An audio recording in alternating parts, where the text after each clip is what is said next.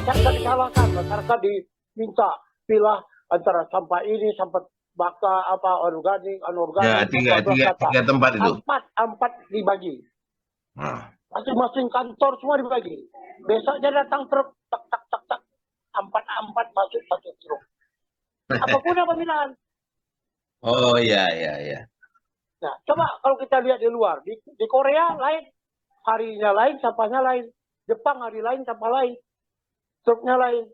Kita satu truk untuk mengangkut 4 jenis. Jadi buat apa dipisahkan? Dan Iya. itu dia Oh, disatukan juga di truk ya, disatukan juga. Dan habis itu nggak tahu kemana perginya. Sampah Medan buktinya semua masuk ke sungai. Apa buktinya masuk ke sungai? Indikatornya muara sungai Tumpat. Kan sederhana. Sampah tidak diangkut. Apa buktinya indikator? 1.500 titik sampah drainase Kota Medan Tumpat. Nggak usah ngada-ngada. Dalam dunia lingkungan itu tidak ada yang disebut dengan black box, itu nggak ada. Semua terukur. Nggak ada yang black box. Jadi khayal-khayalan janganlah. Berkhayal sampah kita udah bagus. Yang 1.500 titik mana? Sungai kita nggak tercemar. Kenapa sungai Kuala Deli itu Tumpat? 95%, 80% itu semua plastik. Jadi jangan usah berkhayal ya, zaman sekarang lah. Pakai teknologi, pakai informasi yang benar. Percaya itu yang paling penting kata Bobby. Jangan amat nyimpan di pelihara. Tapi nampaknya edukasi dari Pemko sendiri pun tak ada ke masyarakat. Nggak ada, itu yang penting. Salah satu Siapa faktor mau itu yang penting. mengedukasi? Pejabatnya nggak tahu tentang lingkungan. Apa pendidikan pejabatnya? Cek dulu belakangan. Udah pendidikannya nggak jelas, komitmennya jadi nggak jelas. Sampai kapan tuh penanganan sampah Medan terbaik Indonesia itu Solo. Yang terbaik Indonesia itu Solo, 66,9 penilaian. Kotanya kecil bang, jauh besar Medan. Iya, tapi terjelek itu Medan 56,1. Nah, kalau kita lihat secara dunia, Medan itu kota nomor 115 dari 140 kota terjorok di dunia. Oh ya? Itu kota kita. Nomor 115 dari 140 kota. Ya. Bayangkan dari atas ke bawah. Bukan Dunia. India ya? Bukan India ya? India nomor 1. Oh iya. India nomor 1. Kita nomor 1 terjorok. India. Ada banyak. Kalau bilang India nomor 1, terlintas di pikiran aku. Ini lebih banyak sikap hidup. Iya. India itu kan kalau mau buang air besar saja dia harus gali lubang sendiri. Nggak khusus. Makanya jadi, banyak. Ini gak hidup. Iya. Banyak spotaker di situ. Nah, spotaker ya, sepotong tai kering. Iya. Tapi di Karo juga ada itu ya, Wara? Ada dulu. Dulu aku pernah aku ke apa, Wara? Aku sambung lu cerita ini dikit. Pernah aku diajak kawan ke Perbesi. Ya. Jadi mau berak aku. Salah kita bilang BAB, berak. Tapi gila kau kata, dikasih aku tongkat. Buat apa? Nah, kau duduk di semak-semak itu supaya jangan dimakan babi itu, tai kau itu katanya. Jadi aku sambil berak sambil ini, sambil mukul-mukul babi mau makan tai. Solo kita perhatikan secara nyata, kita tahu, lihat orangnya luwes, lembut, halus, lihat cantik-cantik orang sana, dia jaga kebersihan. Kebersihan itu kan mulai dari moral, mulai dari diri kita, bukan karena disuruh orang. Iya kan, karena memang diajarkan itu dalam Budi Pekerti. Aku cuci tangan sebelum makan, cuci kaki sebelum tidur. Ya, tadi betul kalau kita bicara soal agama. 5 kali sehari kita berwudu, membersihkan berdiri, membersihkan muka. Nah, ini sikap hidup ya. Aku melihat ya, Medan ini, termasuk aku ini, jorok. Lihat di mana-mana, kuak, puh, di mana-mana dahak itu keluar. Jadi aku rasa betul. Ini barangkali sporadis ya, Wara. Selain dibenahi, sikap gaya hidup itu juga harus dirubah. Ya. Itu baru satu indikator kotor. Satu indikator pengolahan sampah nggak benar. Untuk jadi kota layak huni, Medan ini mesti jauh lagi. Bayangkan kita berada di kota yang tidak layak huni. Itu kan lagi nggak manusia lagi itu di sini. Apa yang kota layak huni? Ada fasilitas perkotaan, ada prasarana yang cukup bagus, tata ruang terkendali, masalah sosial, masalah budaya, ekonomi, banyak sekali yang mendukung kota layak huni. Medan nggak punya itu. Medan nggak punya, sehingga kita kota tidak layak huni. Jadi kota terjorok itu kecil sekali masih. Sebagian kecil dari kota tidak layak huni. Yang kecil itu pun kita tidak mampu. Dan kita bertahan nih hampir 10 tahun di kota tidak layak huni. Bukan tanggung-tanggung. Lampung Pas malah membuat Medan bertahan tetap sebagai kota tidak layak huni. Itu kan memalukan. Komentar wartawan di Lampung Pos, Medan bertahan sebagai kota tidak layak huni. Jadi apa kita di Medan ini? Padahal dulu waktu Medan dapat Adipura di waktu Abdillah, Palembang itu belajar sama kita. Batam belajar sama kita. Dan Medan waktu jadi kota terbaik, kota Adipura tahun 2006, itu hadiah yang lebih besar lagi, pengelolaan pasarnya terbaik di Indonesia. Tapi menurut Bang Jaya, sebenarnya apa yang menjadi hambatan Pemko untuk menerapkan atau menjadikan kota Medan ini bersih? Wali kotanya nggak mau bersih. Jaya, selain komitmen, kita Nggak punya, ada. ya komitmen tidak ada. Perda kita punya, aparatur punya, infrastruktur punya. Kenapa ini nggak bisa jalan untuk menertibkan kota Medan jadi lebih bersih? Pertama, wali kotanya tidak punya niat untuk menjadikan kota Medan terbersih. Ya. Komitmennya nggak punya. Kalau dia mau gampang kok, belajar masih Bobi kan bisa. Ya, Gampang kok. Dan mau menjadikan Medan kota Adipura gampang. Mudah sekali. Adipura ini pun sekarang katanya piala bergilirnya nih Bang. Iya, dulu kan pernah merusakan Eldin. Dapat Adipura Kencana. Aku bilang sama KLH, kapan Medan mendapat Adipura Kencana? Ruang terbuka hijaunya 0,2%. Minimal 30%. Tiba-tiba naik sekarang 7%. Dari mana angka 7%? Anak buah disuruh, naikkan 7. 40% belum bisa dibuat kalau dalam tulisan. Seperti kata Bang Is tadi lah, Ya. bisa sorong besar bisa jadi dapat piala Adipura atau piala apapun Iya, namanya. tapi rakyatnya kan protes. Kalau Medan dapat Adipura Kencana, semua orang mungkin protes kantor di kota. Gimana Medan Adipura Kencananya? Bukan mudah. Lampung dapat kota terjorok nomor 2 setelah Medan, diprotes masyarakatnya. Nggak betul kalian itu menilai. Dari mana kalian menilai kata masyarakat Lampung?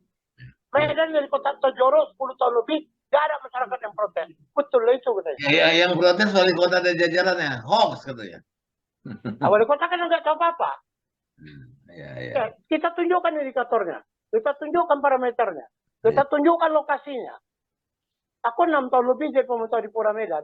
Tahu aku 177 titik di Medan mana yang layak atau tidak. Drainase Medan nggak ada yang layak. Jadi ya begini, kalau dari segi pemberitaan, ya ini aku masih, Nian kan memang bidang kami. Itulah yang kulihat. Cepat kali mereka tanggap bilang ini hoax. Harusnya diterima dulu. Ya. Dan diplomasi bercakap-cakap, berkomunikasi, tidak langsung mengatakan segala sesuatu itu hoax. Ini ketidakmampuan berkomunikasi dengan baik. Jadi aku lihat harusnya mereka buktikan. Dan kemudian mari kita pelajari. Atau diam-diam Bobi ini sudah kumpul anak buah. Bereskanlah itu daripada nanti keluar lagi beritanya. Yang menggeliti aku tadi Nian bilang, Adipura itu bergilir. Asal ada kota yang mau bayar, dimenangkan. Itu ada terjadi. Pengalaman, Bang.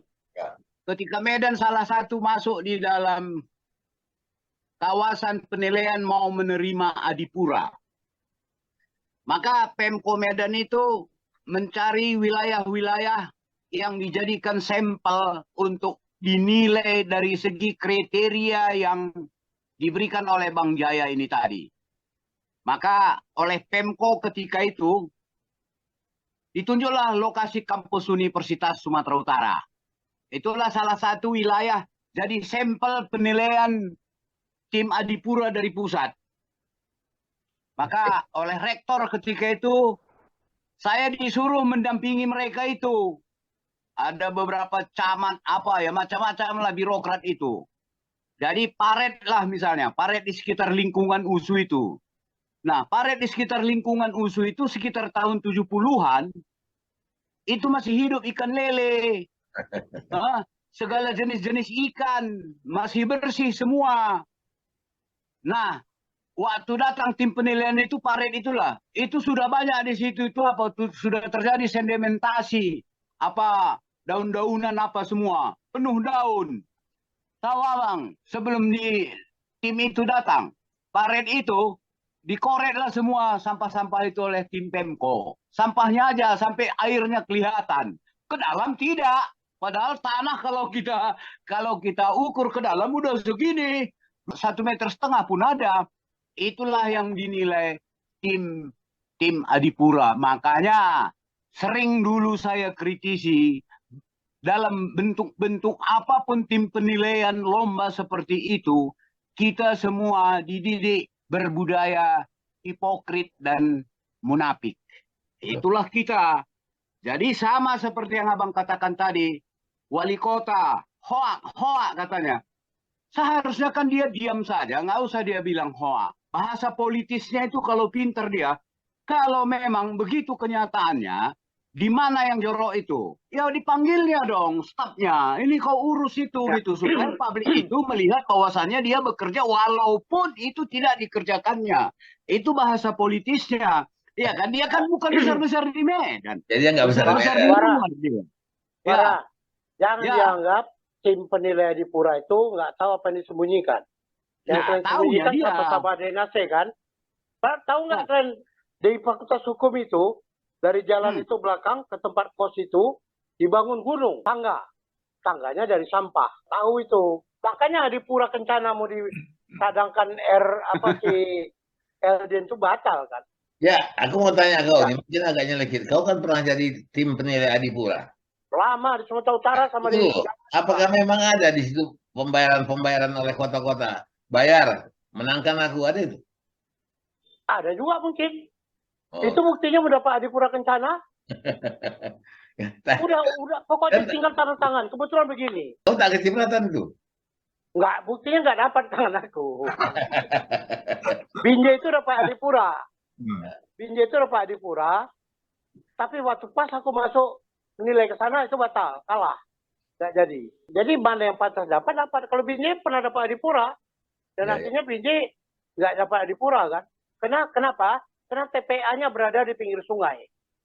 Itu zaman kapan waktu Binjai itu? Enggak tahu loh waktu itu. Masih si Abadi Barus kota. Oh enggak setelah Abadi Barus. Setelah ya. Setelah Abadi Barus. Dan itu enggak dapat kenapa? Karena TPA-nya berada di pinggir sungai. Orang pusat juga enggak bisa nolak. Batal, akhirnya tertolak kan. Jadi batal di Pulau Binjai. Medan nggak bisa berdiri tahun 2006, nggak pernah dapat lagi. Kecuali terakhir tuh si Rautman. Itu duplikatnya di jalan apa itu Bang? Jalan Blugur itu tahun berapa itu Bang? Oh, Adipura. Iya, duplikat Adipura tuh kan? Iya. Ini Blugur itu? Iya, dapat Adipura, Pak dibuat tutup. Dan lebih sakitnya berikutnya, itu pun jadi ruang terbuka hijau. Patung itu, satu itu. Aku tersirat aja, tadi sini Ayan pernah bilang, kalau macam kami yang di Jakarta ini ya, dengan hidup kita di Jakarta ini, dengan lingkungan kita, sekali kita masuk Medan, masih sampai Kuala Namu masih bagus, naik kereta api masih bagus. Turun dari kereta api, mulailah kacau itu. Mulai jorok. Nah, aku bertanya ya, tidak adakah penyapu jalan di Medan tuh? Ada, banyak. Nah, bagaimana bekerjanya? Pasukan Melati itu? Kan ada kemarin tuh ada berita itu kan, ada 2.000 pasukan Melati, ternyata hanya berapa yang bekerja, tapi uangnya keluar 2.000 kan. Ada di Facebook itu. Berapa harganya? Harganya? Harga 2.000 orang yang bekerja. Yang terdaftar, tapi yang dapat yang betul-betul bekerja di lapangan nggak sampai 200 orang. Wah, mana uang itu? Nggak tahu lah, itu kan uang itu nggak jelas. Jadi begini, untuk Adipura itu Medan itu terakhir itu 177 titik. Oke. 177 titik yang dinilai. Nggak bisa disembunyikan itu. Kalau penilainya baru bisa disogok itu udah dapat. Gampang itu. Tapi kalau penilai udah lama bekerja, itu agak payah lah begitu kan. Aku sama Ludi. Ludi kan ikut tim penilai Adipura itu. Oh, oke. Bagaimana cara membayarnya? Itu masalahnya.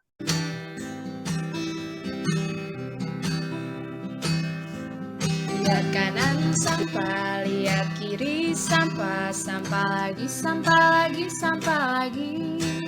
Lihat kanan, sampah, lihat kiri, sampah, sampah lagi, sampah lagi, sampah